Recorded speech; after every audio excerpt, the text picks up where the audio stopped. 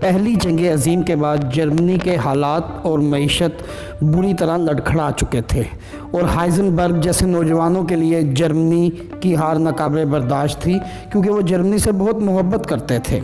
Heisenberg Germany کے اس وقت کے مشہور فزکس کے ماہر سائنسدان تھے اور انہوں نے سب سے پہلے دنیا کے طاقتور ترین ایٹمی ہتھیار یعنی ایٹم بم بنانے پر کام شروع کیا۔ دوسری طرف امریکہ کے فزکس دان رابرٹ اوپن ہائمز بھی دنیا کا سب سے طاقتور بم بنانا چاہتے تھے۔ ادھر ہٹلر نے پولینڈ پر قبضہ کر لیا تھا۔ فرانس اور انگلینڈ بھی جنگ کا اعلان کر چکے تھے۔ سارا یورپ جنگ کی آگ میں جل رہا تھا اور ہٹلر کے کہنے پر جرمنی میں ہائزنبرگ نے ایٹم بم بنانا شروع کر دیا۔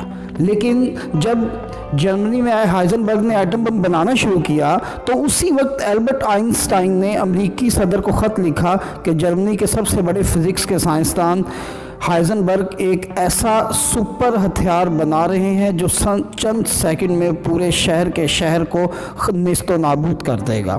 اس کے فوراً بعد امریکہ نے بھی ایٹم بم پر کام شروع کر دیا اور مشہور فزکس کے سائنسدان رابرٹ اوپن ہائمر کو یہ ذمہ داری سونپی گئی۔ ایک طرف تو امریکہ دنیا کے دوسرے حصے میں خونی جنگ لڑنے میں مصروف تھا، جبکہ دوسری جانب ہائمر ایک ایسا ایٹم بم بنانے میں مصروف تھا جس سے یہ خونی جنگ ختم ہو جائے گی۔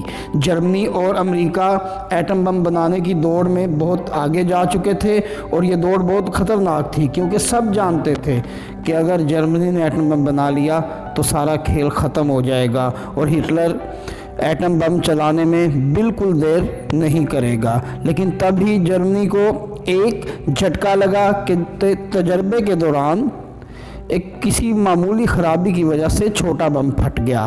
اس سے ہائزنبرگ اور ان کی ٹیم تو بال بچ گئے، لیکن جب امریکہ کو یہ خبر پہنچی کہ نازی ایٹم بم بنانے کے قریب پہنچ چکے ہیں تو امریکہ یہ جنگ اس وقت تو جیت رہا تھا، لیکن امریکہ کو یہ احساس ہوا کہ اگر وہ ایٹم بم بنانے میں کامیاب ہو گئے تو جرمنی جنگ جیت جائے گا اور امریکہ کے ہاتھ کچھ نہیں آئے گا۔ تو ایسے میں اسی وقت اس کے بعد روس بھی اس جنگ میں کود پڑا، جو کہ اس وقت سوویت یونین تھا۔ 3 مئی 1945 کو ہائزنبرگ اور اس کی ٹیم کو برطانوی فوج نے گرفتار کر لیا۔ اب وہ جرمنی کے لیے مزید کچھ نہیں کر سکتے تھے، لیکن ہائزنبرگ چونکہ ایک مشہور سائنسدان تھا، اس کی وجہ سے اس کی دوسرے ملکوں کے لیے بھی اتنی ہی اہمیت تھی جتنی جرمنی کے لیے ہے، اور انہوں نے ہائزنبرگ کو انگلینڈ میں قید رکھا۔ ہائزنبرگ کے ساتھ ہائزنبرگ کی پوری ٹیم تھی اور ان کی کڑی نگرانی کی گئی اور ان سے یہ جاننے کی کوشش کی گئی کہ جرمنی والے ایٹم بم کے بارے میں کتنا کچھ جانتے ہیں۔ اور 3 سال کی محنت کے بعد اور تقریباً $100 کروڑ خرچ کرنے کے بعد رابرٹ اوپن ہائمز نے ایٹم بم بنا لیا۔ لیکن دوستو، جب تجربات کا وقت آیا تو رابرٹ اوپن ہائمز پریشان ہوئے، اس لیے نہیں کہ یہ بم کام کرے گا یا نہیں کرے گا، بلکہ اس لیے کہ اگر یہ بم کام کرتا ہے تو اس کے زمین پر کیا اثرات ہوں گے، کیونکہ انہوں نے جلدی میں بم تو بنا لیا تھا لیکن اس کے زمین کے اثرات کے بارے میں کچھ نہیں سوچا تھا۔ ہو سکتا ہے کہ اس کا اثر زمین کی گردش پر پڑ جائے یا زمین پر یہ کسی اور طرح کا اثر ڈالے، کیونکہ یہ بہت طاقتور بم تھا۔ اس وقت جرمنی والے بالکل جنگ ہارنے کے قریب تھے، لیکن کامیاب تجربے کے لیے امریکہ کا ایک جہاز ایٹم بم لے کر جاپان پہنچا تاکہ یہ جنگ ہمیشہ کے لیے ختم کی جا سکے۔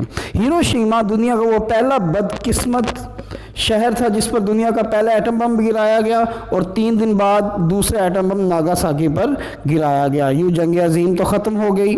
ہائزنبرگ جرمنی واپس لوٹ گئے اور باقی زندگی امن کے لیے کام کرنے والی شخصیت کے طور پر صرف کر دی۔ رابرٹ اوپن کو ایٹم بم کے جہنم داتا کا خطاب ملا، لیکن جب اس نے تصویروں میں ایٹم بم سے شدید تباہی اور لوگوں کو مرتے دیکھا تو وہ رو پڑا اور ساری زندگی اسے اس کا دکھ لگا رہا۔ آج تک دنیا میں 2 ہی ایٹمی حملے ہوئے ہیں اور یہ وہی ہیں جو امریکہ نے ہیروشیما اور ناگاساکی پر کیے ہیں۔